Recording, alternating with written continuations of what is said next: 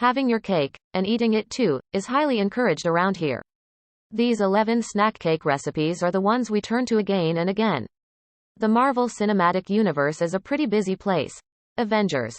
Endgame changed the landscape forever. Spider-Man, Far From Home provided a solid epilogue, and WandaVision offers a few tantalizing hints about what the future holds.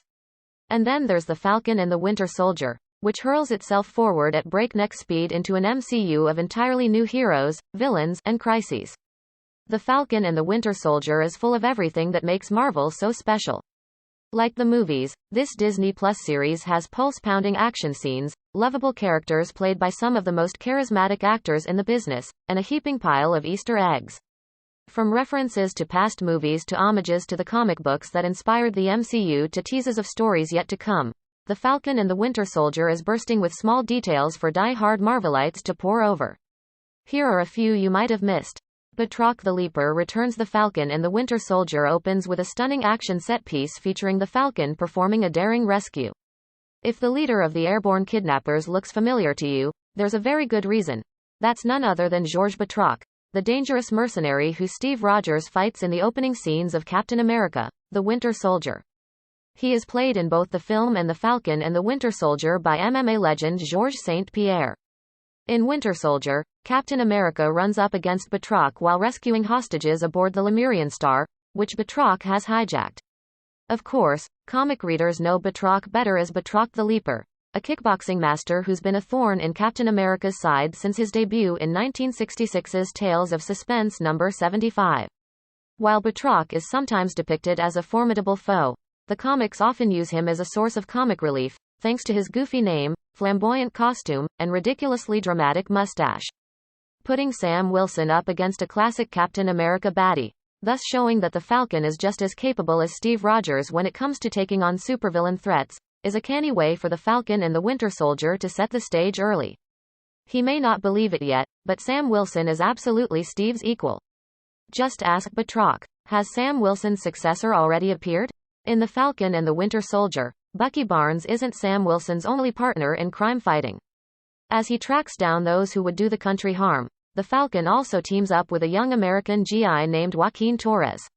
In the first episode of the series, Torres provides Sam with operational support while he's tussling with Batroc's forces. He later infiltrates a Flag Smasher rally in order to figure out what the terrorist organization is up to. Joaquin's connection to the Falcon goes much deeper than mere friendship, though. Torres made his comics debut in 2015's Captain America, Sam Wilson #1. He emerges during a period in which Sam Wilson has taken over Steve Rogers' superhero identity. As a Mexican-American living in Arizona, Torres is concerned about the well-being of the immigrant community. Unfortunately, Joaquin's good intentions attract the attention of the Sons of the Serpent, a racist terrorist group that capture him and ship him off to Dr. Carl Malice for experimentation. Malice uses the DNA from Wilson's avian partner Redwing. In the comics, Redwing is an actual bird and not a drone, to mutate Torres, giving him wings and the same psychic link with Redwing that Wilson enjoys. Eventually, Wilson rescues Torres, but the mutations are permanent. Thus, Torres takes on the mantle of the Falcon, and becomes the new Captain America's faithful sidekick. Who watches the Watcher? Online, there's been a lot of stuff about Steve. Crazy conspiracy theories, Torres confides in Sam, during a rare moment of downtime. Some people, they think that he's in a secret base on the moon, looking down over us. Sam shoots the idea down, but really, it's not as silly as it sounds. In the comics, all sorts of characters live on the moon. Most notably, the moon is home to the Inhumans, a genetically enhanced offshoot of the human race. Technically, the Inhumans are already part of MCU. They're the subject of 2017's short-lived Inhumans series, which received poor reviews and was cancelled very quickly. Uatu the Watcher, a mysterious alien being who observes human history but is forbidden from interfering, also lives on Earth's biggest satellite. Most likely, however, Torres' line is a sly reference to none other than Nick Fury. In the comics, Fury spends a few years on the moon, where he takes over Uatu's responsibilities. In the line-wide crossover known as Original Sin, Fury kills Uatu and steals one of his eyes in order to solve an outer space mystery. As punishment, the rest of the Watchers imprison Fury on the moon, dub him the Unseen, and force him to watch over Earth, helpless to assist, as further catastrophes unfold. Thankfully for Fury, his punishment doesn't last. Uatu eventually returns from the dead, and relieves Fury of his duties. A quick journey through Captain America's history. Chris Evans' Steve Rogers isn't in the Falcon and the Winter Soldier, but his legacy looms large over the entire series. After donating Steve's shield to the Smithsonian Institution, before that same shield is handed to John Walker, creating a new, government-controlled superhero, Sam Wilson and James Rhodes, Don Cheadle, take a walk through the museum's Captain America exhibit. The fictional exhibit is dominated by Steve's World War II exploits. The motorcycle and the prop shield he used during USO shows, as seen in Captain America, the First Avenger, figure prominently, as does his original World War II combat uniform. Look a little closer, and you'll also see a picture of the 4F classification that originally kept Steve Rogers from enlisting, a photo of Steve receiving the super soldier serum, and a shot of Steve holding the door of a taxicab, among other doodads and mementos. The most important artifact, however, is Captain America Comics number 1. This item is much bigger than the MCU, of course, it exists in our world as well. This 1941 comic, written by Joe Simon and drawn by Jack Kirby, contains Captain America and Bucky's debut. Its cover, which depicts Cap punching Hitler in the jaw, was considered particularly bold at the time. The comic came out a year before America officially entered the war, and its overtly political message inspired so much public anger, Simon and Kirby were assigned police protection. The smasher behind the mask. While longtime Captain America nemesis Baron Zemo is the Falcon and the Winter Soldier's big bad, the first episode of the series introduces an entirely different threat, the Flag Smashers. The Flag Smashers are a group of terrorists who fight for a world without borders, and believe that life in the MCU was better before the blip. As you've probably guessed, the Flag Smashers' origin comes from the comics, although the original Flag Smasher is a single man, not an organization. Created by revered Captain America writer and longtime Marvel Comics editor Mark Grunwald and prolific inker and Marvel UK editor Paul Neary, Carl Morgenthau is a skilled martial artist who dreams of being a diplomat. When Carl's father is killed, however, the young activist decides that violence is the only way to achieve peace. He thus adopts the moniker Flag Smasher and begins a one-man terror operation. So far, that's pretty different from the Falcon and the Winter Soldier's take on the Flag Smashers. But don't think it isn't related. Solo, a Star Wars story star Aaron Kellyman appears in the first episode's end credits as Carly Morgenthau. It's actually White Wolf. Just before Bucky Barnes and Sam attempt to jump the Flag Smashers, the two have one of many hilarious exchanges in an abandoned warehouse. Bucky's stealthy behavior prompts Sam to call him the White Panther as a joke, referencing the time Bucky spent in Wakanda after the events of Captain America: Civil War. Bucky quickly corrects him, saying, "It's actually White Wolf." This confuses Sam for a moment, but the scene moves on without further discussion. We first see Bucky referred to as the White Wolf in the second post-credits scene from Black Panther. Some village children refer to Bucky by this name while he is residing in Wakanda under the watch of Shuri, Letitia Wright, and T'Challa, Chadwick Boseman. T'Challa later calls Bucky this name during Avengers: Infinity War, before giving him a new vibranium arm for the impending battle against Thanos' army. The Falcon and the Winter Soldier marks the first time we've heard Bucky refer to himself as the White Wolf. In the comics, the Winter Soldier and the White Wolf aren't actually related. According to Marvel, the White Wolf is Hunter, T'Challa's adopted white brother. King T'Chaka takes Hunter in as an infant after he crash lands in Wakanda with his parents, who don't make it out of the wreckage alive. He eventually becomes the leader of the Wakandan secret police, and takes on the White Wolf moniker. First a new Cap, now a new Bucky? While John Walker, the new Captain America, is practicing for his first big interview, he's greeted by a friend who gives him a pep talk. Later, this man officially introduces himself as Lamar Hoskins to Sam and Bucky after the tractor-trailer highway battle, and even reveals his hero name, Battlestar. First appearing in 1986's Captain America number 323, Hoskins was a wrestler until he was granted superhuman abilities by the Power Broker. His bond with John Walker is strong. The two were picked by the government to be the new Cap and Bucky. This explains why our Bucky gets angry at the mention of Battlestar and hops out of the car when he and Sam talk to the pair after the highway battle. In the comics, Hoskins joins a group called the Bold Urban Commandos, aka the Buckies. Yes, really. The Buckies and Walker, known at this time as Super Patriot, battle Steve Rogers and lose. Sometime after this, the government taps Walker to become the new Captain America, and Hoskins the new Bucky. The latter eventually dubs himself Battlestar. In 1989's Captain America number 350, Steve regains the mantle of Captain America, prompting Battlestar to retire to his hometown of Chicago. Ever jump on a grenade? As an angry Sam and Bucky walk away from their highway battle defeat in The Star-Spangled Man, Walker and Hoskins ride up on them. Bucky tells Walker that holding the shield doesn't mean he's Captain America, and asks if Walker has ever jumped on top of a grenade. Walker says he has 4 times, but he uses his helmet to protect himself, unlike our friend Steve Rogers, Chris Evans, does in Captain America, the First Avenger. Don't recall that moment? Here's a refresher. While training in boot camp, Colonel Chester Phillips, Tommy Lee Jones, tosses a dead grenade at a group of his recruits to see how they respond. Without hesitation, Rogers, still weak and skinny at this point, dives on top of the grenade to absorb the explosion and protect those around him. It's one of the character's most memorable and moving heroic deeds, and Bucky's subtle invocation of it speaks volumes. One of the ones Hydra feared the most, we meet Isaiah Bradley, Carl Lumbly, in The Star-Spangled Man, after Bucky and Sam fail in their fight against the Flag Smashers. In a brief conversation, we learn that Bucky and Isaiah have battled one another in the past, and that the latter was actually able to rip off half of Bucky's arm. Bucky mentions that there are more of you and me out there, and we proceed to discover that Isaiah is another super soldier with a heartbreaking past. First appearing in 2003's Truth, Red, White and Black #1, Isaiah is sometimes known as the Black Captain America. He and 299 other black soldiers are experimented on as part of governmental efforts to replicate the super soldier serum. Though Isaiah shows enormous bravery during World War II, he is court-martialed and imprisoned for 17 brutal years. In The Falcon and the Winter Soldier, Isaiah reveals he was in jail for 30 years, during which constant tests were performed upon him. Bucky lets Sam know that Isaiah is a hero, and as feared by Hydra as Steve Rogers was.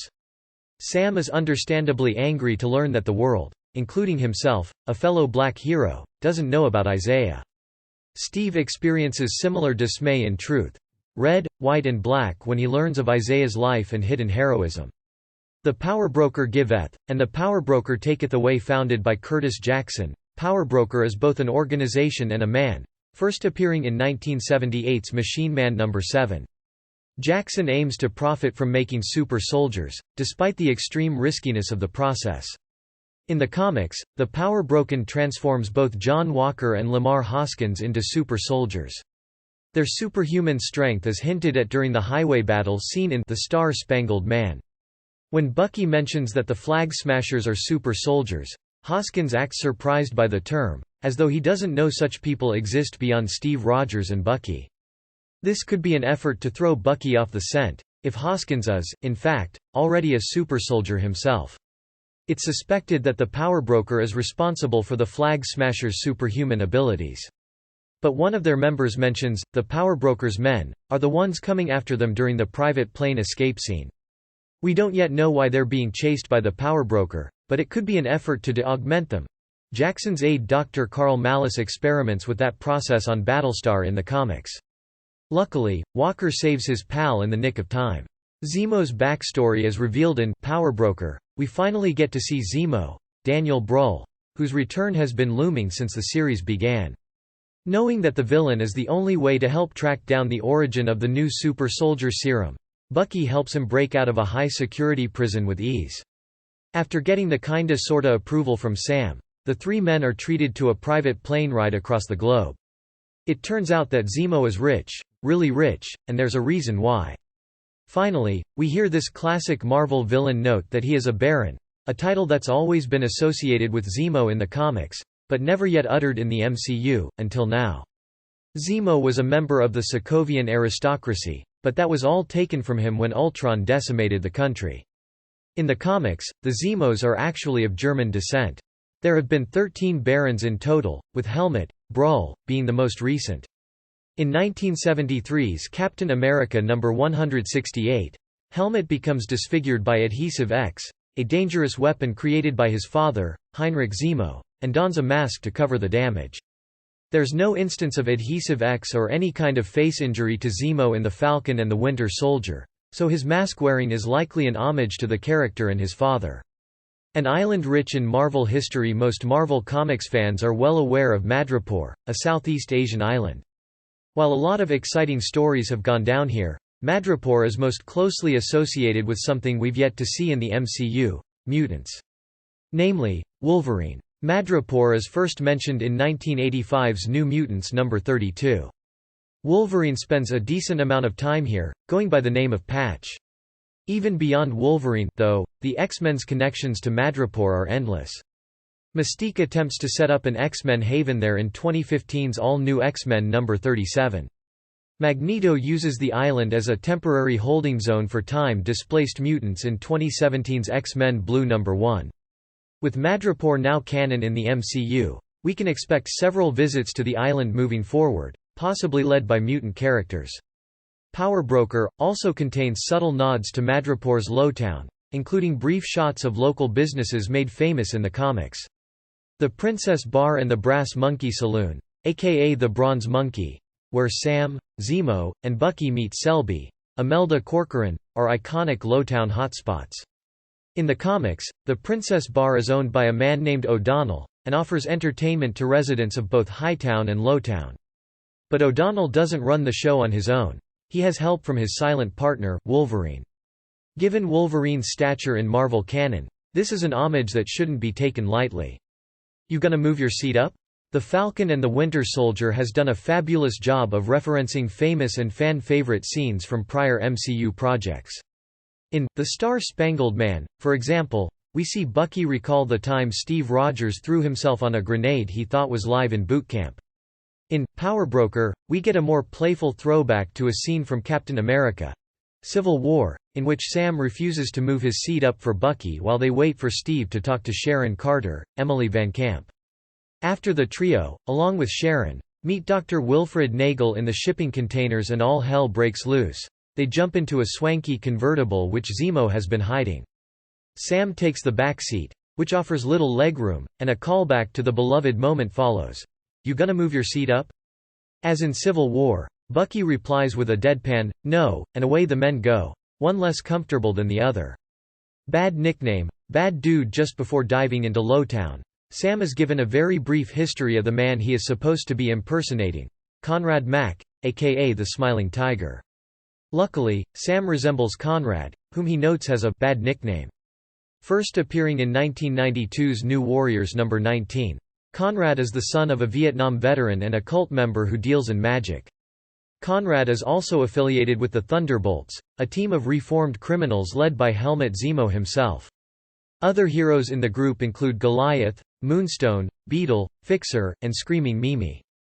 Smiling Tiger doesn't have an extensive history in the comics, and we likely won't see much more of him moving forward in the MCU. But his mention does open the door for the Thunderbolts, also occasionally known as the Masters of Evil, who have a long and fascinating history. The group has further ties to the Winter Soldier and Black Widow, who have both led the team during different moments in its history. Move, or you will be moved. In Power Broker's Final Moments, we get a shocking cameo from Ayo, Florence Kasumba, a member of the Wakandan Dora Milaje. We first meet Ayo in Captain America: Civil War, when she tells Natasha Romanoff, Scarlett Johansson, to move so T'Challa, Chadwick Boseman, can enter his car. If Natasha refuses to comply, Ayo makes it clear that she will be moved, by force. She reappears in Black Panther and Avengers: Infinity War, serving under General Okoye. Ayo is here for one purpose, and one purpose only: to collect Helmut Zemo, the man responsible for the death of King T'Chaka, John Connie. Many unanswered questions linger. Namely, how the meeting between Bucky and Ayo came to be, and how the latter knows Zemo is out of prison and ready for the taking. Nevertheless, Ayo's appearance officially ties Wakanda into the events of the Falcon and the Winter Soldier. Zemo's Turkish delight is an homage to another universe in the first act of The Whole World Is Watching. Sam, Bucky, and Zemo try to get information on Danya Madani, Carly's deceased adoptive mother. It's a dead end for Sam and Bucky, as the duo seem to scare off everyone they come in contact with. Sam does manage to have one brief conversation with a refugee, but he refuses to give up any information on Danya. Then we see Zemo outside, approaching a group of children while singing, "Ba Ba Black Sheep." He dumps a pile of candy in front of them, the same Turkish delight he mentioned to Bucky and Sam, inside the Latvian apartment. He tells the group of kids that the candy was his son's favorite. Zemo uses the sweets as a way to dazzle the youngsters and get information out of them. It works like a charm. The little girl reveals when and where Danya's funeral will be. While this seems like the sort of simple, clever tactic you might see on an episode of Law and Order, Zemo's use of the candy actually has a connection to another fictional universe. Turkish delight is the candy the White Witch uses in the Chronicles of Narnia to get information out of Edmund Pevensie. It's Edmund's favorite candy, but the White Witch's sweets are also enchanted, making them impossible to resist. The Winter Soldier's knife skills return trailers for The Falcon and the Winter Soldier contained a tantalizing clip of Bucky showing off his impressive knife skills. In The Whole World Is Watching, we finally get to see the Super Soldier in all his blade-wielding glory. During the high-octane fight with the Flag Smashers at their home base, Bucky shows off his skills, notably his ability to throw and catch a knife by its handle like it's no big deal. This specific instance of him tossing his knife in the air and catching it before throwing it down next to a Flag Smasher's head is also a nod to a famous fight scene from Captain America: The Winter Soldier. Bucky is replicating a move he used on Steve Rogers during the street fight scene in the 2014 movie. In The Whole World Is Watching, Bucky's knife does a couple more spins than it does in the film, and looks different because of the vantage point. Both scenes, however, show off just how slick Bucky's skills are. This display of skill is yet another instance of the series referencing the MCU's most memorable moments. It should also be noted that this moment shows Bucky's growth as a character, as he is not willing to kill, which is why he throws the knife by his opponent's head. The Winter Soldier, in contrast, has no problem with ending a life. A shield-smashing throwback in The Whole World Is Watching, Walker kills a Flag Smasher by driving his shield into his chest. This gives us one of the series' most eerie shots. John Walker seen from below, as he holds a bloody shield. This specifically invokes a prior moment in Steve Rogers' history, making it all the more clear how dramatically the old Cap differs from the new Cap. In Captain America: Civil War's final battle, Steve uses his shield to smash Iron Man's, Robert Downey Jr., helmet. Instead of landing a blow to the head, as the audience expects, Cap digs his shield into Tony's arc reactor, which puts his suit out of commission. Steve easily could have killed or seriously injured Tony in that moment, but that's not who he is. He uses his shield as a way to subdue his opponent, instead of killing him. The Falcon and the Winter Soldier employ cinematography reminiscent of what's used in that Civil War scene, making for a unique and potent Easter egg. Walker doesn't have a personal history with this Flag Smasher, as Steve does with Tony, but he also doesn't have the ability to stop himself and assess the situation, which makes him highly dangerous. There's a darkness inside of Walker, which has been emphasized by the super soldier serum running through his veins. Steve doesn't have that darkness in him, making him a much better Captain America on all fronts. Contessa Valentina Allegra de Fontaine, Val for short, Truth, definitely delivers on the surprise cameo front. While Walker is talking to his wife Olivia, Gabrielle Bindloss, in the courthouse after being stripped of his Captain America title, a mysterious woman approaches the duo, played by Julia Louis-Dreyfus. She forces herself between husband and wife and begins to talk to Walker while ignoring Olivia's presence altogether. She is Contessa Valentina Allegra de Fontaine, but she tells Walker to just call her Val. She then suggests that he just doesn't call her anything, cementing the sentiment by giving him a blank business card. Val has a rich history in the comics, beginning with her first appearance in 1967's Strange Tales No. 159. She is particularly known for her very close relationship with Nick Fury, whom she meets while training as a SHIELD agent. Val wins Fury over by defeating him in hand-to-hand combat. She moves up through the ranks, eventually becoming a leader at SHIELD. That doesn't appear to be her motive in The Falcon and the Winter Soldier, however, since she's recruiting Walker, but what she needs him for has yet to be revealed.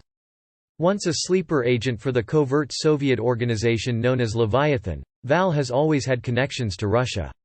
She even joins Hydra at one point for Leviathan's sake, claiming the ominous mantle of Madame Hydra for herself.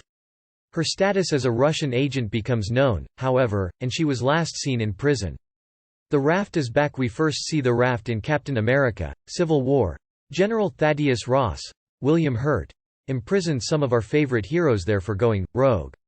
In the comics, however, the Raft is generally known for housing supervillains. Ayo mentions to Bucky that she'll be taking Zemo to the Raft, and we don't suspect he'll lay low upon arrival. If Zemo's comics history is any indication, he might assemble the Thunderbolts while at the Raft. First appearing in 1996's Incredible Hulk number 449, the villainous group is originally assembled by Zemo and disguises itself as a superhero team. Thought the Raft serves as home base for the Thunderbolts for some time, the group has since been stationed all over the world. Over the years, more than a handful of famous figures have joined the Thunderbolts.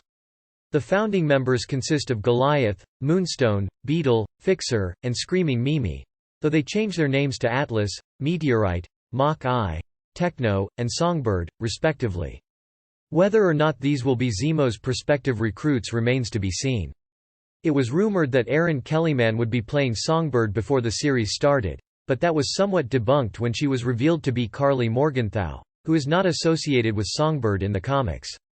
Carly's signature whistle does sound like that of a bird, however, and it's very possible that she might link up with Zemo at the Raft and take on the persona. A gift from Wakanda. Before Ayo takes Zemo to the Raft, Bucky asks her for one last favor. He brings a very Wakandan-looking briefcase with him to New Orleans, and, by the end of the episode, we're still not privy to what's inside. We think we've got a pretty good guess, though: some new gear, straight from Wakanda. Such a gift has a long history in the comics. Black Panther has designed a set of wings for Falcon at 2 points, first in 1974's Captain America number 170, and later in 2004's Captain America and the Falcon number 6. The first wings are detachable and fit with mini solar panels. The second set of wings are much fancier, being made of hard light. Basically, they're holographic. Their wingspan can reach 50 feet and take on a multitude of shapes and sizes, allowing Sam to customize the suit as needed on the fly. Coming from Wakanda, the harness is also fit with vibranium, which can protect Sam from gunfire.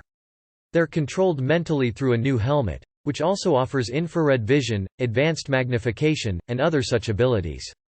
Sam is definitely at his peak with the hard light wings on, and it seems likely they're what he finds in the briefcase. Now that he seems to officially be donning the iconic shield as well, it'll be interesting to see how the two work together. You gotta have faith when Sam revisits Isaiah in Baltimore. The latter man briefly mentions his wife. She died while he was in prison, and believed Isaiah to be dead. This story is slightly different from the one told in the comics. There, Isaiah's wife, Faith Shabazz, is instrumental in getting him out of prison. First appearing in 2003's Truth, Red, White and Black number 1, Faith marries Isaiah in 1940. Isaiah joins the army shortly afterward, in the wake of the Pearl Harbor attacks. The two conceive a child before he leaves, and Faith gives birth to their daughter, Sarah Gale, while he is away. After Faith begs the government to pardon Isaiah for years, Isaiah is finally released and sworn to secrecy about his life's events. Faith is also a grandmother to Eli Bradley, Sarah's son, who currently resides with the MCU's Isaiah in Baltimore. Eli, sometimes known as Patriot, is a founding member of the Young Avengers, having gained superhuman strength through a blood transfusion from his grandfather. While we can't be certain at this point in time, it's a possibility that Faith is actually still alive, and Isaiah was lied to about her death. She is still around in the comics, and has occasionally worked as a professor of comparative religion.